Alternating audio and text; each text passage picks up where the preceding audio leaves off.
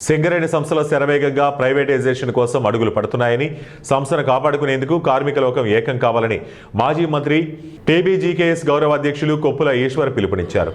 పెద్దపల్లి జిల్లా గోదావరిఖని ప్రెస్ క్లబ్లో TBGKS core committee సమావేశంలో ఆయన ముఖ్య అతిథిగా పాల్గొన్నారు. సింగరేణి సంస్థ మనుగడ ప్రశ్నార్థకంగా మారుతోందని, యాజమాన్యం ప్రభుత్వ వైఖరి అందుకు నిదర్శనమని ఈశ్వర్ ఆవేదన వ్యక్తం చేశారు.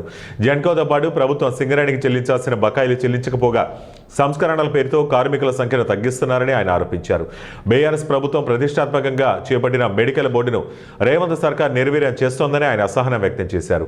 కేంద్ర ప్రభుత్వ విధానాలతో సంస్థల ఉద్యోగ ఉపాధి అవకాశాలు కనుమరుగయ్యే పరిస్థితి నెలకొందని, సింగరేణి సంస్థను కాపాడుకునేందుకు కోర్ కమిటీ సమావేశాల్లో పలు కీలక నిర్ణయాలు తీసుకున్నట్లు ఈశ్వర్ చెప్పారు. ఈ బొగ్గు బ్లాకుల వేలంలో పాల్గొవాలనేటువంటి ఒక కొత్త నిబంధన తీసుకొచ్చి మరి సంస్థకు తీరని నష్టం చేయడంతో పాటు ఈ ప్రాంతంలో ఉద్యోగ ఉపాధి అవకాశాలు కూడా సన్నగిలేటువంటి పరిస్థితి ఏర్పడ్డది.